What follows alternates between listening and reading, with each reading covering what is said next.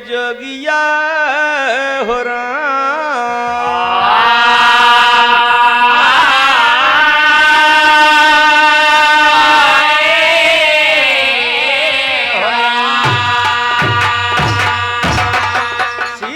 कृष्ण जी का मित्र सुदामा भैया, लेकिन मिलने के गईलन एक बार।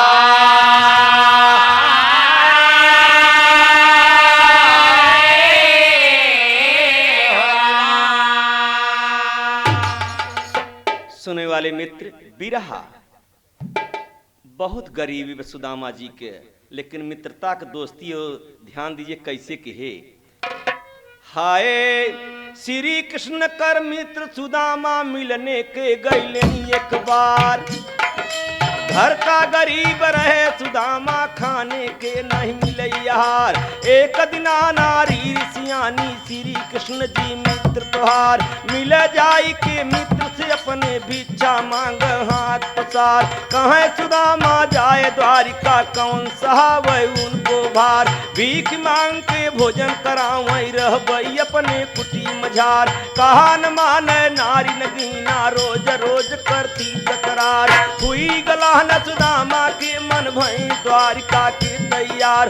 खुशी भई औरत उनकर चाउर लाइन मुट्ठी दो चार। लइके चावर चले सुदामा, पहुंच गए तर कृष्ण द्वार। पहरा पर तरा फाटक पर रोक दिया तो पहरेदार।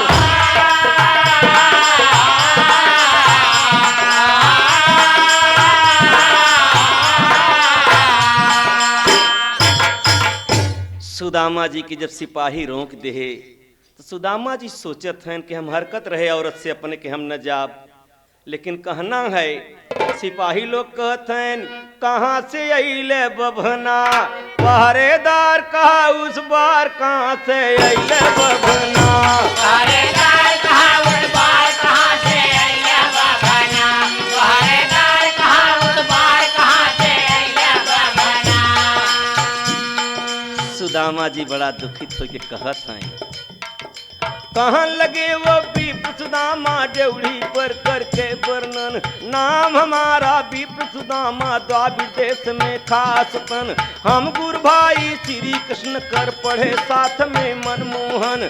खबर जना है देव मोहन के करने के आए दर्शन।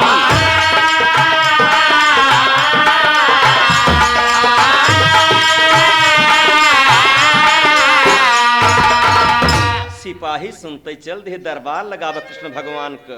तो पहरेदार गए उस बार, पहरेदार गए उस बार। पहरेदार गए उस बार, पहरेदार गए उस बार। पहरेदार गए उस बार, पहरेदार गए उस बार। और पहरेदार गए उस बार, जहाँ पर लगा रहा दरबार। नाथ फाटक पर ये कभिकारी आपस आए मिलना।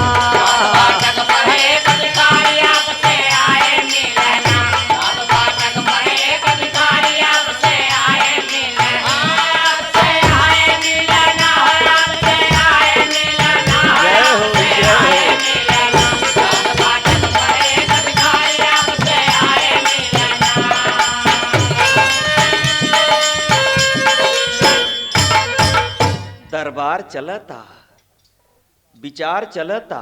सिपाही पहुंच गए महाराज। दुर्बल अंगहीन वस्त्रों से कुबरी लिए टहरते हैं। दुर्बल अंगहीन वस्त्रों से कुबरी लिए टहरते हैं। भिख मंगा कर भैसनाथ जी नाम आपका रटते हैं। बालेपन की प्रीति बताऊं भीतरयान में डरते हैं। कहत मेरा नाम सुदामा, द्राविड़ देश में रहते हैं।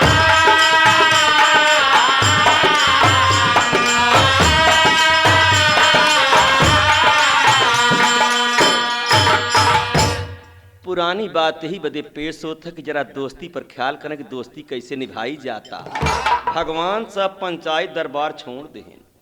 वाह भगवान सुना सुदामा नाम, भगवान सुना सुदामा नाम।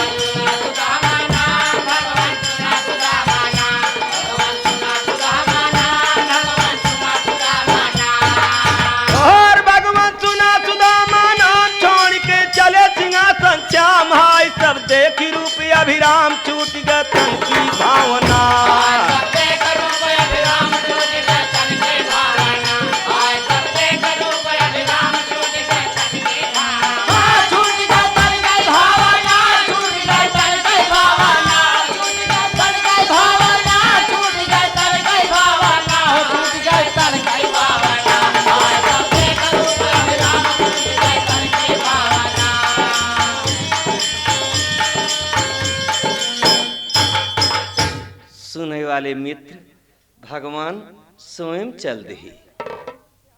धाय मिले घनश्याम अंग भर सुदामा के गिरे चरण। बारे दोस्ती धाय मिले घनश्याम अंग भर सुदामा के गिरे चरण। अरे मित्र क्या दशा तुम्हारी प्रेम नीर से भरा नयन। देखी दशा बचपन की मित्र की ही भरी रोमय जदुनंदन। कृष्ण सुदामा मिलन बड़ाई शायर कवन करे वर्णन।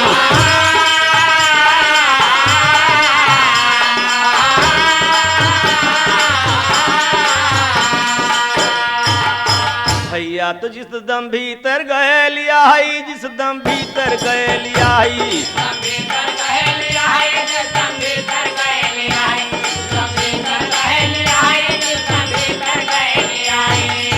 और जिस दम भीतर गए लिया है, चंदन चौकी पर बैठाई लाई ने प्रेम से नाथ मित्र कर दो चरना।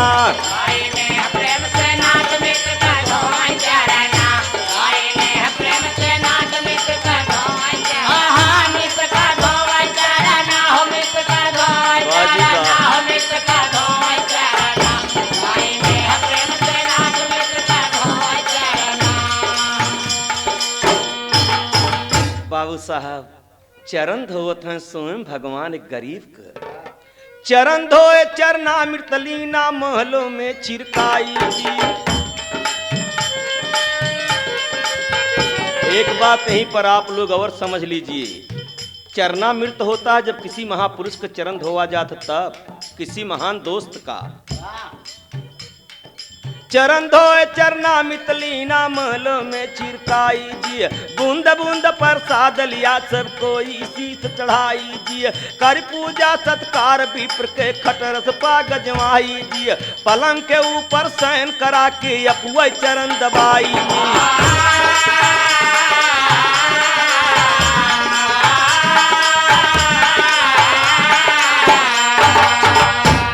बड़े मधुर मधुर में बात होता। दोनों जने लगे बतियाई, दोनों जने लगे बतियाई।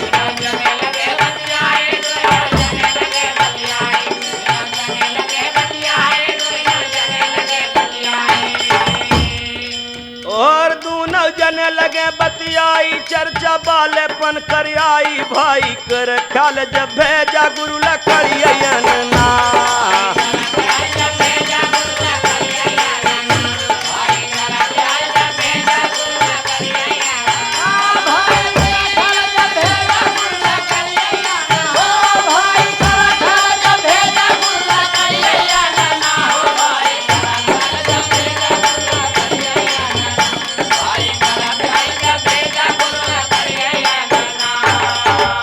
बाबू साहब बड़ी बारीकी चर्चा होता कि एक समय में गुरु महाराज जब मास्टर भेजे लकड़ी तोड़ने के लिए, तो आप चना चबात रहे। हम पूछा भैया का खात है, तो कहे मारे ठंडक के मारी हमार दांत किटकिटाता।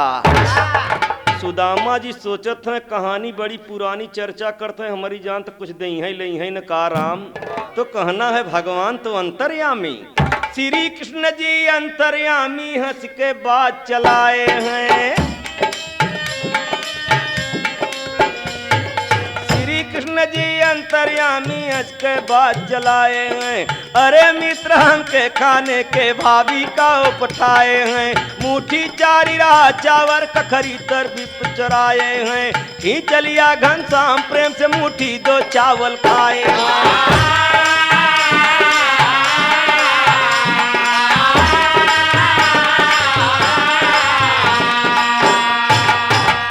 कन्हैया पाँव मिजत के मिजत तब से जबरदस्ती दुई मुट्ठी चाउर छोड़ के जब खात हैं, इतने में रुक्मिणी देखत हैं। तीसरा मुट्ठी जब खाए के चक्कर पर तब रुक्मिणी से नहीं बर्दाश्त होता। जब तीसरी का किए विचार, जब तीसरी का किए विचार,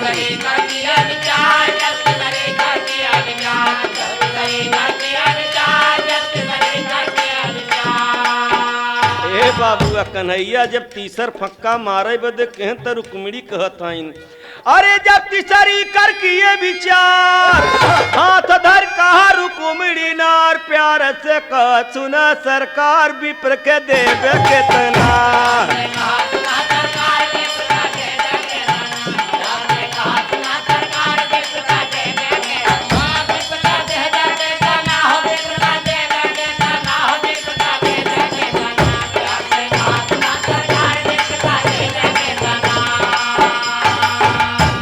अरे मालिक, 2 मुट्ठी खाए पर 2 लोग कमाया पहुंचत। रातों रात कारीगर, सोना चांदी, धन दौलत, नौकर चाकर, हाथी घोड़ा सब पहुंचत हैं। और यार सुदामा जी के मन लटक गवा के मार रास्ता के चाउर ले रहे छोड़ के खाएं द कन्हैया। तो कन्हैया कहत हैं कि मन लटक गवा भैया, कहत हैं अरे मधुरी जबानिया से अरे देखल कन्हैया भैया बोलन, भैया बोलन कैसे बाटी भाऊजी हमार, भैया बोलन कैसे बाटे बाबूजी हमार, भैया बोलना कैसे बाटे बाबूजी हमार, भैया बोलना।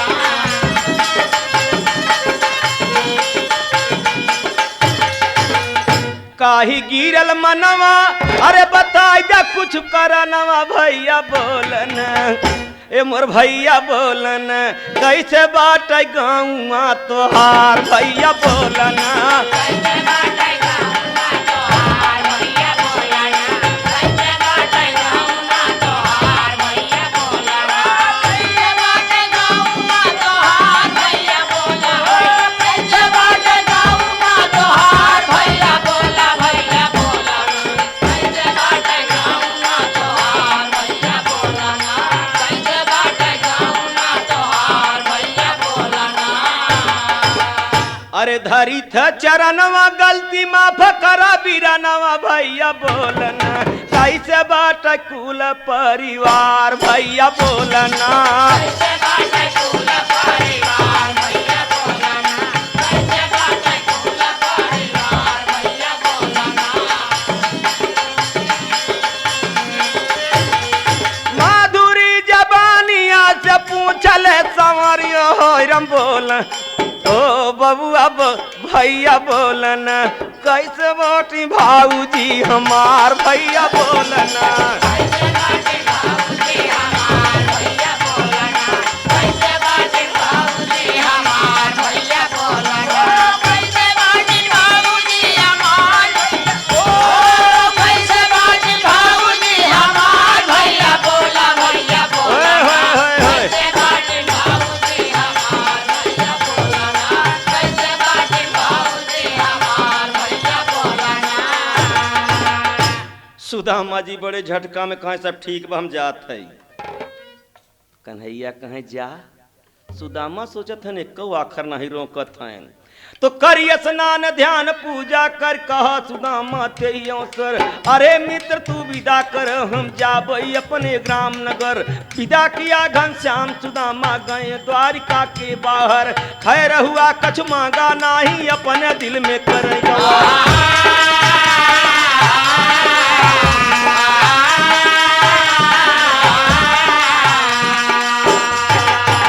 राम हो राम हम कहत रहे अपने औरत से कि हम न जाब। आन का दूध दहू छोड़ छोड़ खुदे खात रहन हमके का दे ही। सोचत विचारत की दुखित होत कि चला जात हम भी रहा। हाँ, कहत हैं हाय ऐसे करत गुना ना चली भैले ना।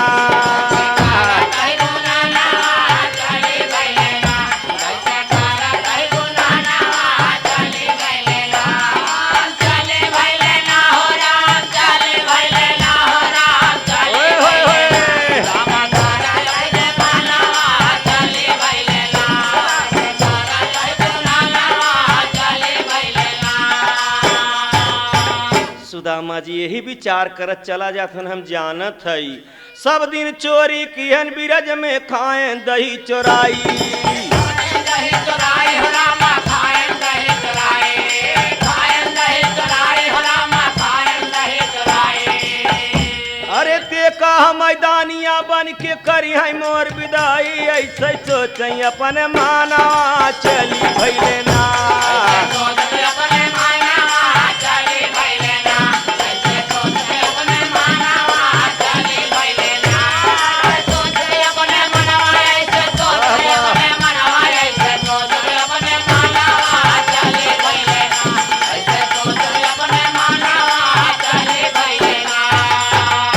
बिरहा बड़े मजे की बात अब फंसता। पहुंच गए अपने नगरी में चारों ओर निहारी।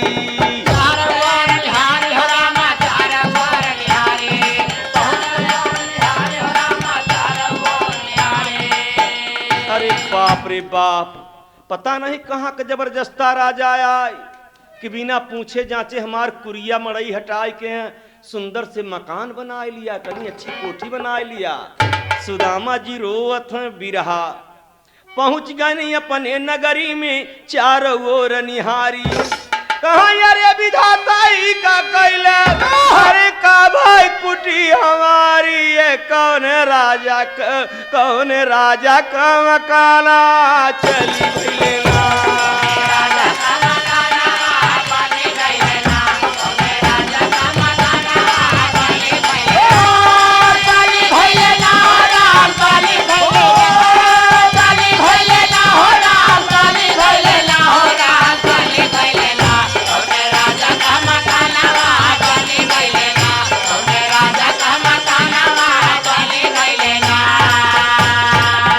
सुदामा जी रोवत हैं, चारों तरफ मकान का घूमे कुटिए कुटी पुकारी। कुटिए कुटी पुकारी हरामा, कुटिए कुटी पुकारी, कुटिए कुटी पुकारी हरामा, कुटिए कुटी पुकारी। सुदामा जी रोवत हैं, हमार मड़ई हमार कुरिया हमार कुटी का हो गए राम। एक विपत है ये लेकिन दूसर विपत और बाप। सोचत हैं चारों तरफ मकान के घूमे और मड़ई मड़ई पुकारी। कहाँ ये भगवान कुटिया तो हमार भले गायब हो गई, लेकिन का हो गई मोरी नारी। ये देखा विधना कह लिखाना चली भैया।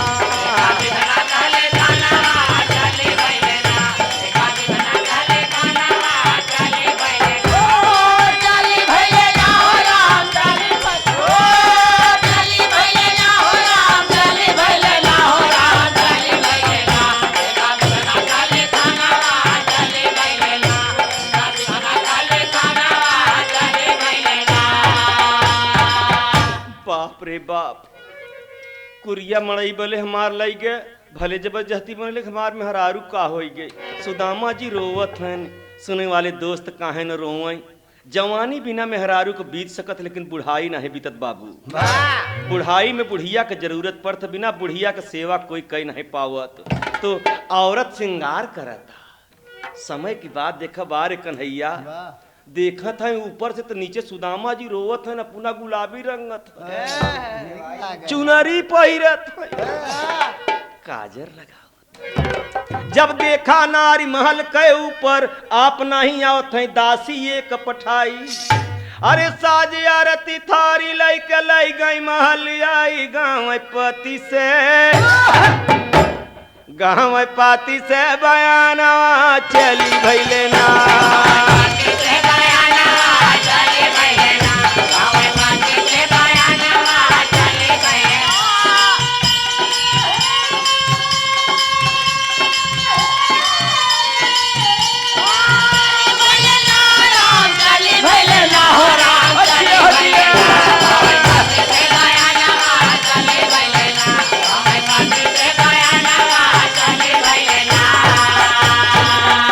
सुदामा जी डरात है, नौकरानी कहे महाराज ये आपका मकान है। हाँ मेरा मकान तो नहीं है, कहे चल भीतर तो चल पहले।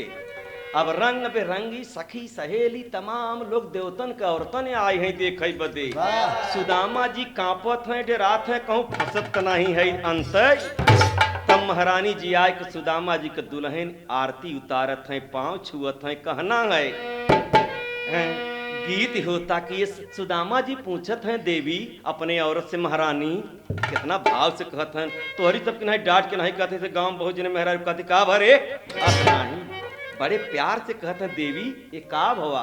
तो गाँव नहीं होता कहीं ई सब लीला खेले नंद के ललनवा गजब निकला गाई हो।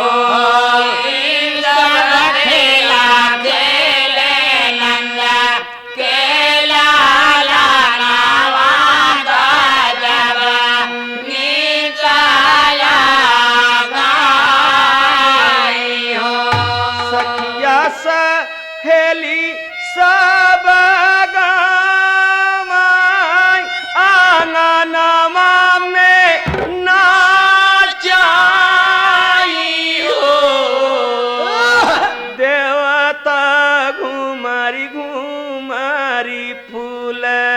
बरसावै भवनवा निकला गई हो।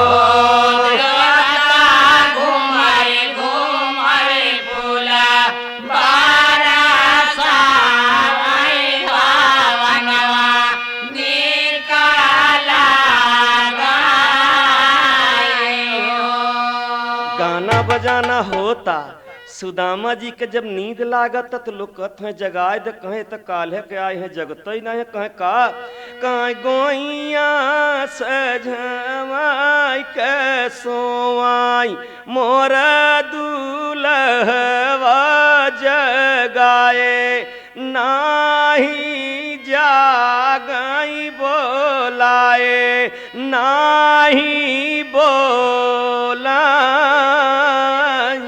हो।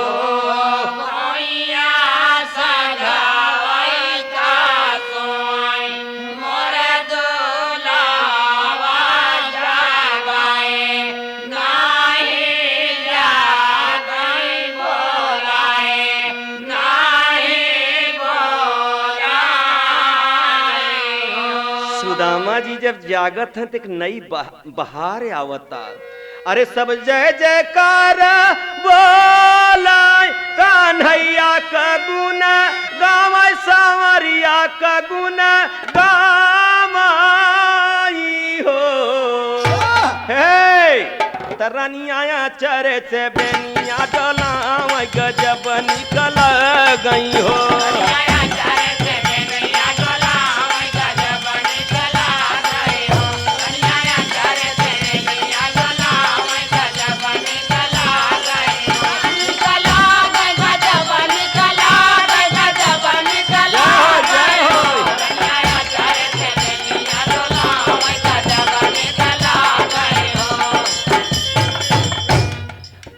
सुदामा जी का दुल्हन अचरे से बेनिया डोलावत हैं। तो यहीं पर कहना है तर्ज सोहर बकभों को खुशहाली में माताएं बहनाएं गांव में गावा करती कि अरे मर रामा रानिया चरे से बेनिया डोलावई हो संवरिया कगुन गावई हो सयल के गुनवा गावई हो।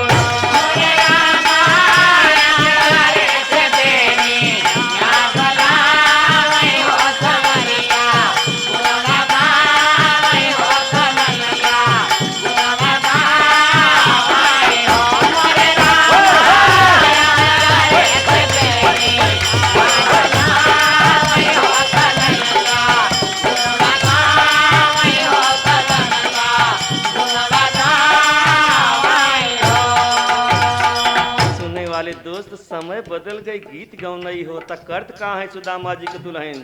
अरे मर रामा रनिया रही रही पिए री रंगावई अरे राम चूना री रंगावई हो सकिन के पाहिना वही होना।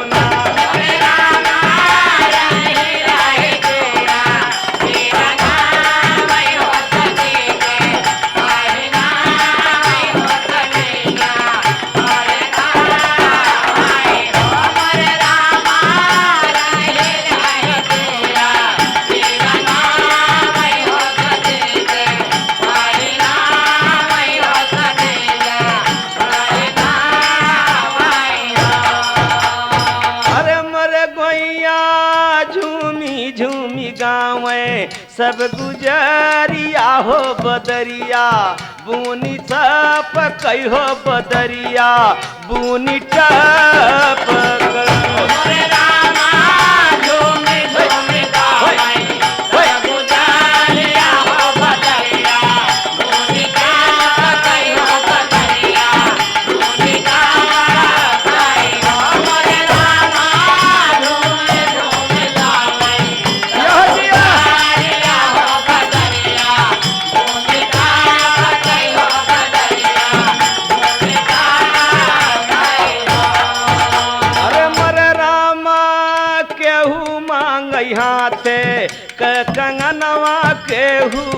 के कझुलनिया केहू ना के कझुलनिया।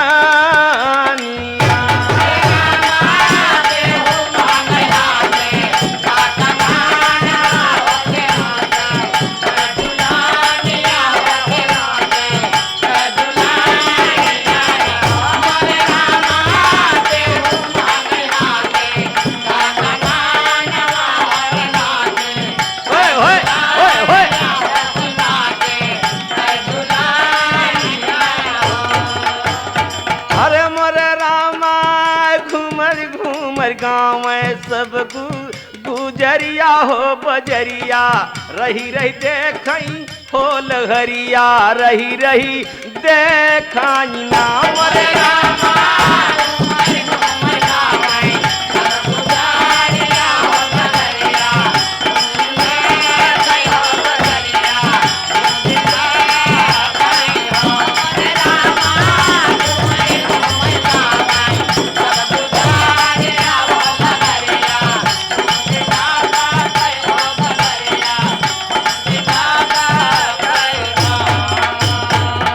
सुनने वाले दोस्त कन्हैया आए सारा खेल देख कर चला गए तो लोग गौनई में गाए कहे कैसे बोला कहे बसूरी के धुनी में बोलाए रे मोरे कृष्ण कन्हैया।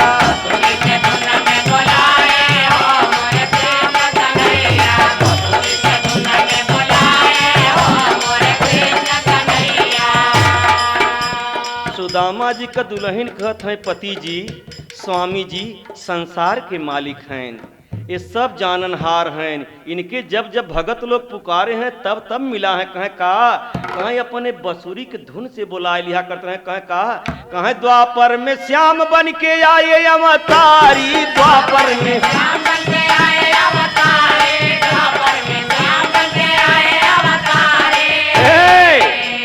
ग्वाल बाल साथे में बन गए खिलवारी लेकिन सुदामा का बिगड़ी बनाए रे मोरे कृष्ण कन्हैया।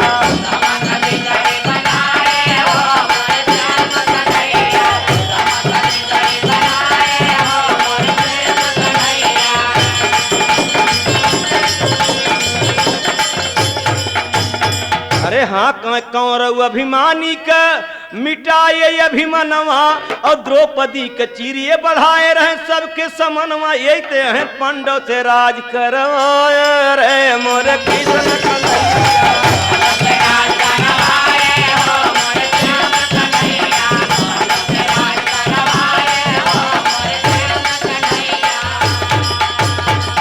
यही ते हैं झुलुआ झुलाए सब पे लाग जब समनवा झुलुआ झुलाए।